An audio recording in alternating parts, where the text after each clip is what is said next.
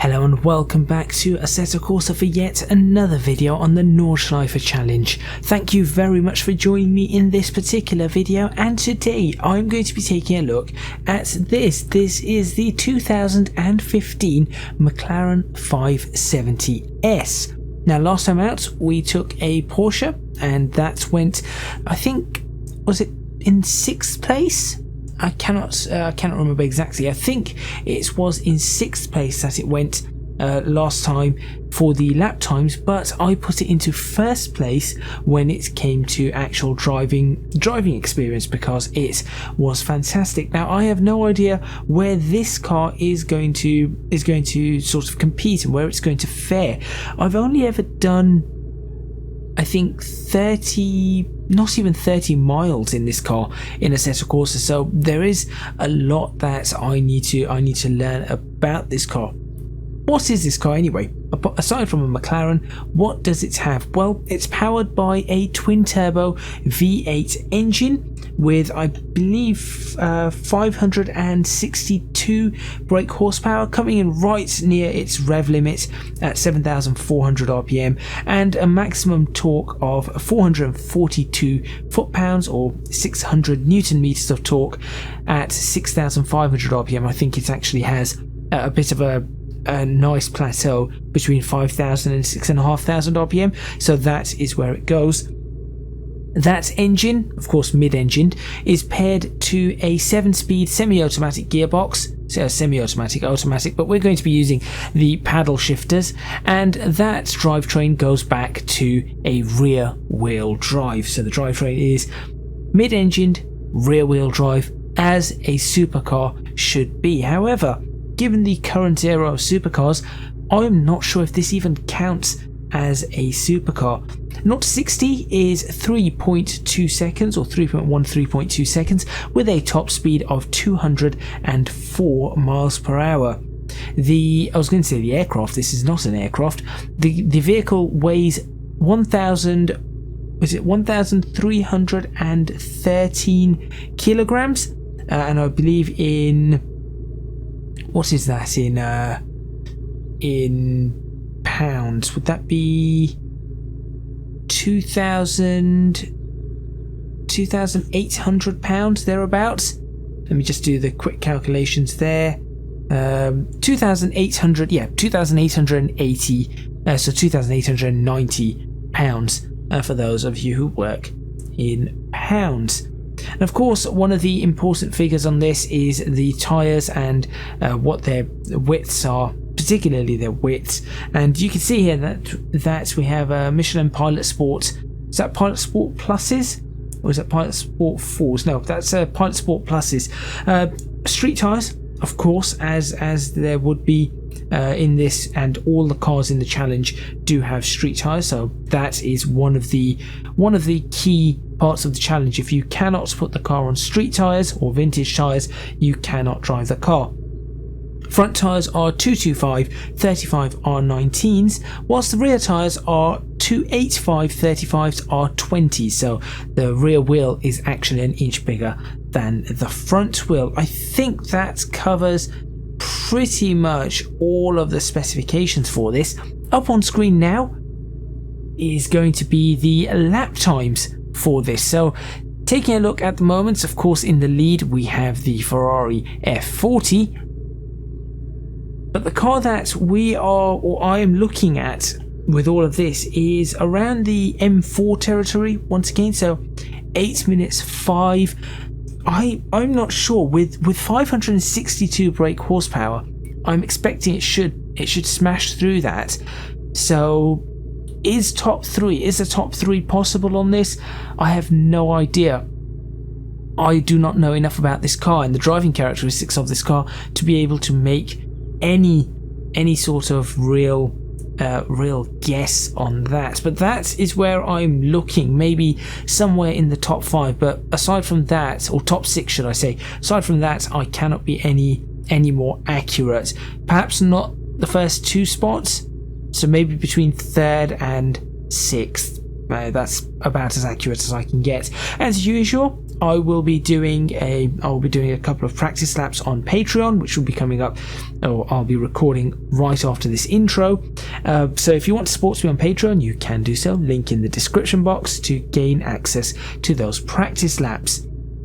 But if you do not wish to do that, and that's completely fine, just make sure you stay tuned, because right after the intro, I'm going to be throwing this McLaren around the Nordschleife and seeing if I can get a proper lap time on the board.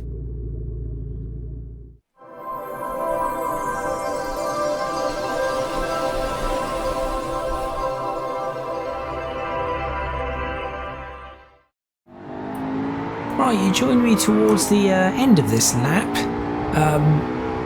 So bit of a strange place for me to start, but what I'm going to be doing is I'm only going to be putting one lap up, so the next lap you see will be the lap that I'm putting up for this video, because it has been so difficult for me to actually get a lap time out of this car. It has been really difficult. So what I'm going to do is, just to show you how difficult it was, I'm going to show you a montage right now before the next lap of me crashing and spinning, and you'll see just how many laps I was trying to do just to get a lap time on for this car. And the reason it was so difficult is that this car, the way it delivers its power and the way the sharpness of its brakes, I'm just going to show you right now. I'm going to slam on the brakes. There you go. There is locking. That was what, 40%, and you start locking the brakes. This car was designed to be driven with computers and electronic assistance. Without it, it is very difficult to drive this car. But anyway, I'm going to show you the montage, and then we'll show the proper lap, in which I will not be talking much at all, and then I'll give you my final thoughts, hopefully, if I can actually put a lap together. I think I pointed out that I've only done 30 miles in this car, or thereabouts, not even 30 miles, maybe 20 miles in this car. I have now done an additional 130 miles over the past hour and a half trying to get a lap time out of this car.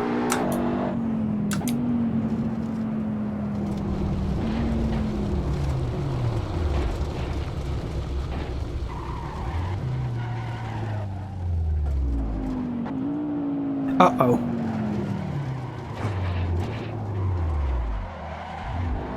Just got to be careful. Got some understeer there. Oh.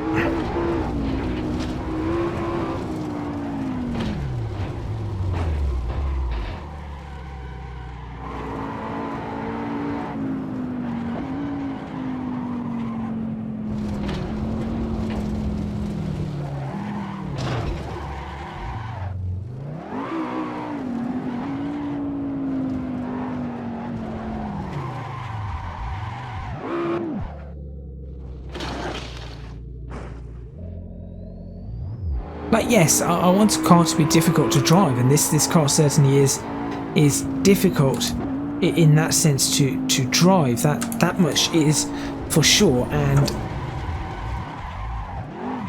you can improve on. No.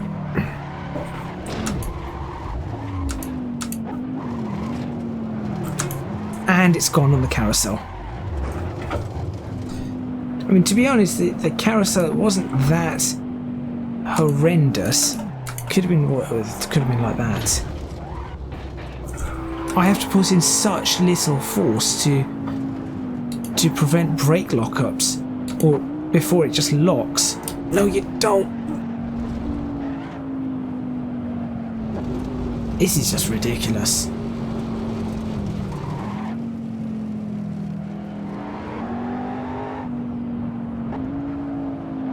Not again.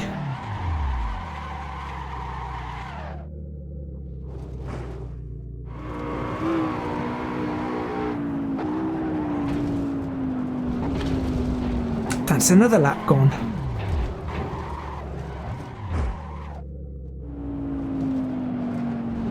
I give up.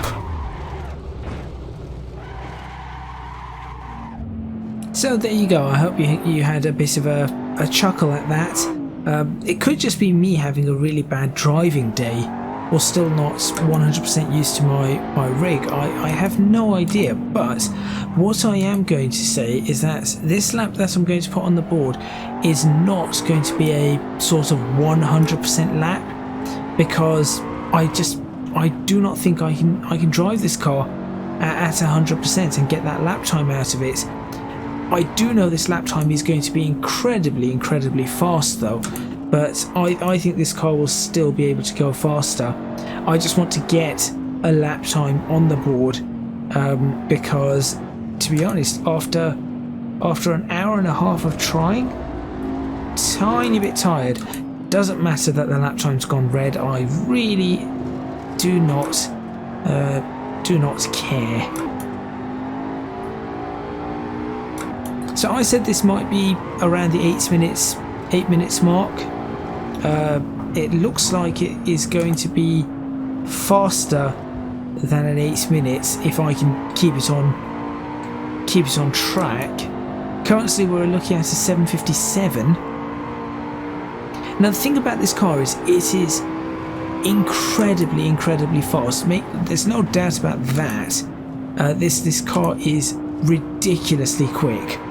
The problem with this car is that it is so fast that I just do not think you can keep up with the way in which the thump of power.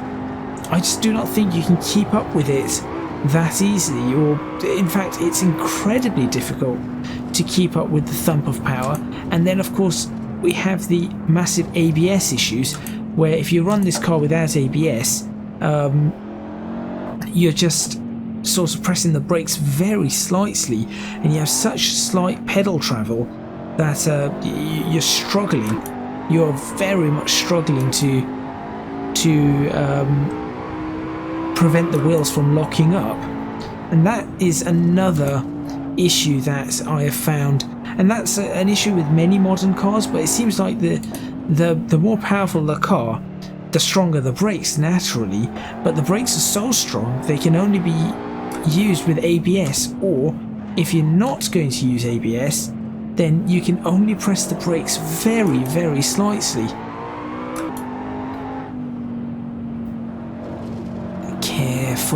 Careful through all of this. Whoa, okay. That miss hit miss has just become miss. Doesn't matter.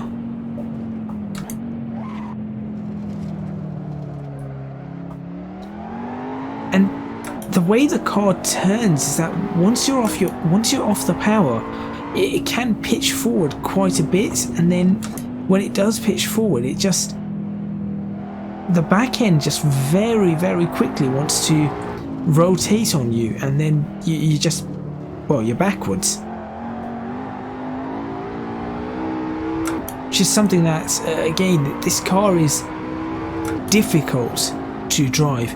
It isn't a bad car, it really isn't a bad car, but it is a very difficult car to drive, and I think the reason being is that McLaren have designed this car to be driven with assists. Take off the assists and the car just says no thank you, which is the trouble that I believe I am having right now with the car. It doesn't have that grace that you would expect from a car like this. Okay, that was a bit slow, but good on exit.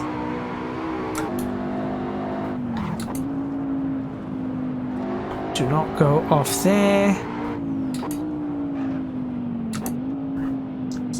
And you can just see how strong the brakes are. That's even at 40%, how much the car is slowing down. I cannot believe I've kept the car on track so far. Just curse of the commentator right there. Now the car is going to woefully go thundering off track somewhere.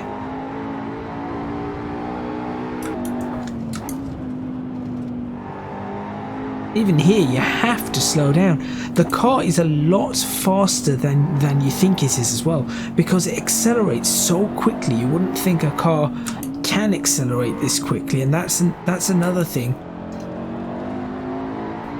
that catches it out.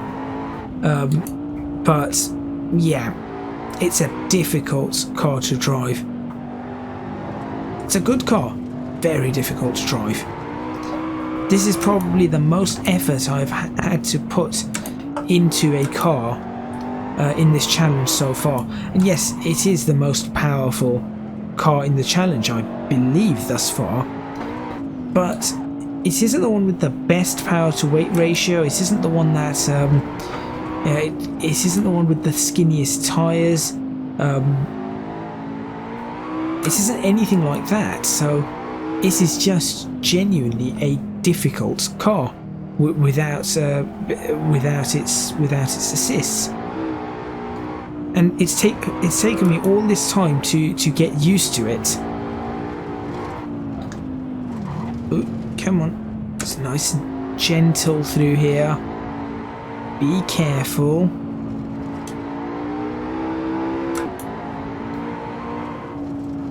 Go once again. And you really have to come off the accelerator, because the car it moves about a lot, like a lot more than you think, and a lot more than you want it to.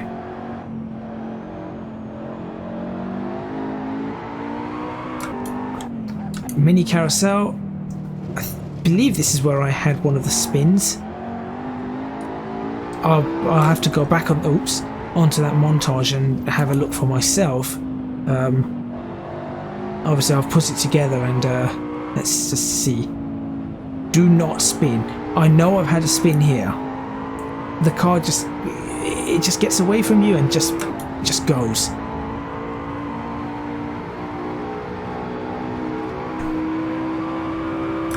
Right, so we'll have to have a look at the lap times and all of that kind of stuff momentarily.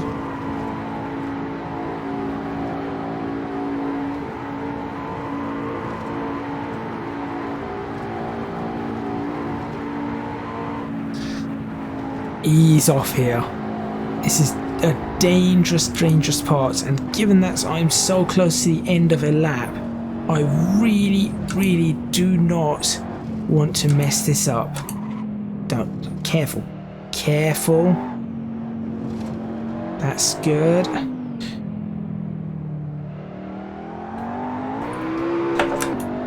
.152.49. That was probably the hardest lap I have ever had.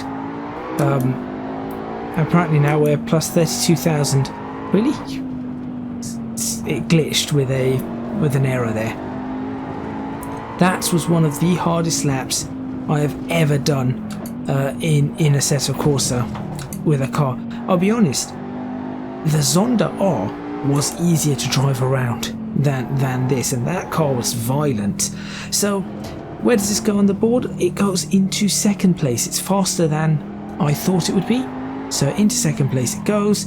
As I said, I think it could probably have gone into first place, but I really had to take it easy because I need to get a lap on the board for that. So there you go, between the Ferrari F40 and the Lamborghini Diablo VT. Though that being said, I think the F40 actually has a lot more pace in it, probably another 7-8 seconds at least. Looking at the driver rankings, unfortunately, you can see that on the first page we have, in fact, let me bring up the first page for myself. I know it's the Cayman currently in the lead. So there it is, Cayman in the lead, followed by the Nissan Skyline GTR, then the BMW, then the F40, etc, etc, etc. This car does not go on the first page, so we're going to skip through the first page and we'll go on to the second page. And on the second page, I think this car will go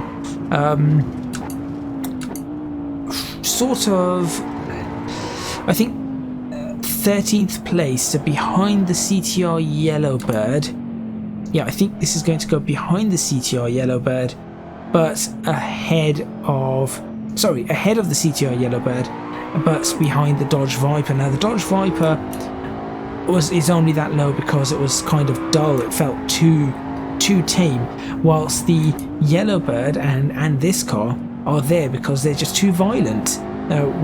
Now the Yellowbird is violent by design. You know, it didn't have traction control or ABS or anything. This car, I feel like with all the advances and massive lockup, this car should be so much better than it is when traction control and ABS are off. Certainly quick, definitely quick, but no, I think this just proves that you do not need a fast car to have an enjoyable experience. And I know the Toyota GT86 is right down there, and that's supposed to be the car that's supposed to be really good to drive, but I think I didn't give the 86 enough of a thrashing so that will probably climb. But you'll notice that there are fast cars in this area that are, you know, just lower down, whilst you've got the likes of the Cayman and the E30 M3 and the Skyline GTR up at the top of the list. And that just shows, at least in my opinion, it doesn't have to be a fast car. Yes, a fast car is nice to drive, but it doesn't have to be able to do 0 to 60 in 3 seconds or anything like that to be an enjoyable drive. So there we go. Thank you very much for watching. Almost spun it right there. Thank you very much for watching. Please remember to hit the like button if you like this video, subscribe to the channel for more videos on Assetto Corsa. Leave a comment in the comments box below. Let me know what you think. Was your lap time guess correct? That would be interesting to know. If you can do so, please do consider supporting me on Patreon at www.patreon.com/ECGadget. Your support would be massively appreciated. It would really help me out. And also, you can find me on social media at ECGadgetLP for both Twitter and Instagram. That is all from me, and I will see you next time in Assetto Corsa for another Nordschleife challenge video. And you know what? I am definitely going for a slower car next time, and potentially an older one so I can actually use my brakes. I think that is going to be what I do. I think I said I was going to do a Testarossa, so maybe I'll just stick that onto the list. I'll see you next time.